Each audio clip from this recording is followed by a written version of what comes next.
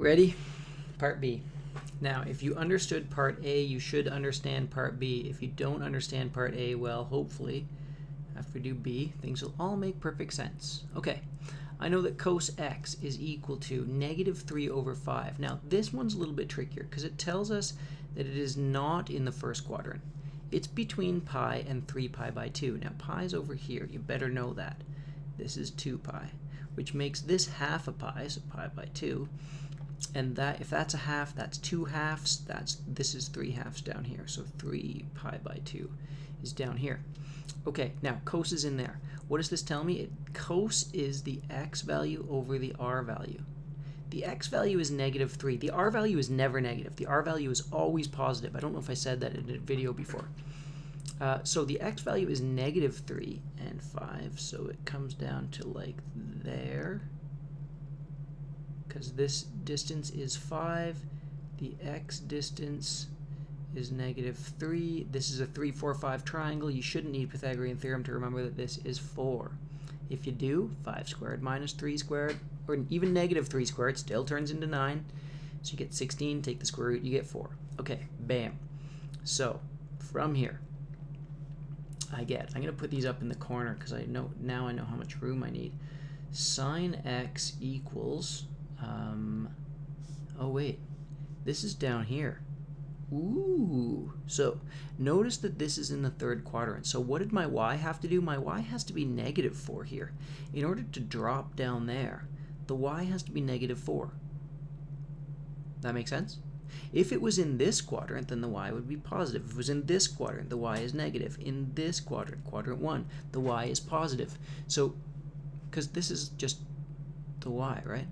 This is the x. So if my y value is positive, it means I'm up here. If my y value is negative, it means I'm down here. Okay, so this has got to be a -4. Now, does it still make sense? Yes, because -4 squared plus -3 squared, both the negatives go away anyway, so it still gives me 25. The root of 25 is 5, so this still works. Okay, so sine is -4/5. The r value is always positive. Cos x is -3/5, and tan of x is equal to, now this gets a little bit messed up, it's y over x, right? O over a, if you think about an angle in there, it's O over a. 4/3. Where did my negatives go? Well, there were 2 of them, so the -4 over -3, the 2 negatives cancel out, they go away. So I've got this. Okay, these are my 3 things. Now, from here, ready? Sine 2x, which I know is equal to 2 sine x cos x is equal to 2 times sine x is -4/5, and cos x is -3/5. So this one shouldn't be that hard. It's going to be 2 times 4 is 8 times 3. Yeah, that was supposed to be a 3. Is 24, right? And it goes to positive because there were 2 negatives over 25. Done.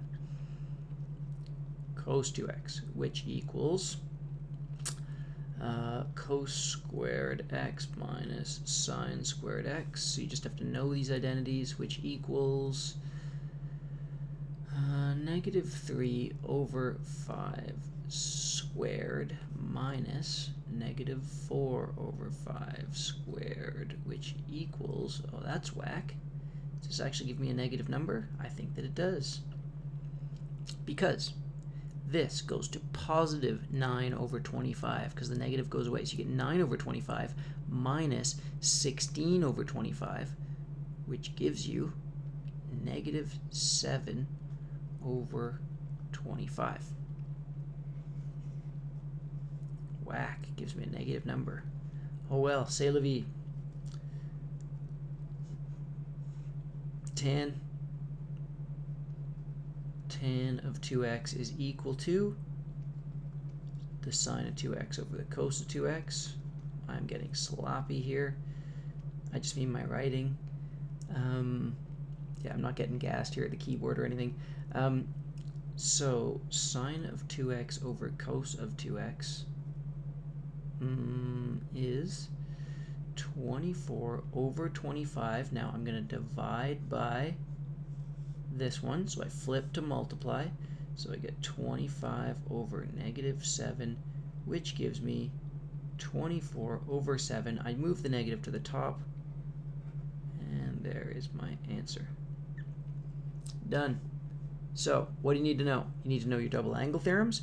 You need to know how to take this and turn it into an exact answer for sine, cos, and tan. Just remember that they give you an x and an r, so I can get the y value. And once I've got the y value, like I did here, using some Pythagorean theorem, I can get the sine, cos, and tan. And I can use those with my identities. Cool? Good.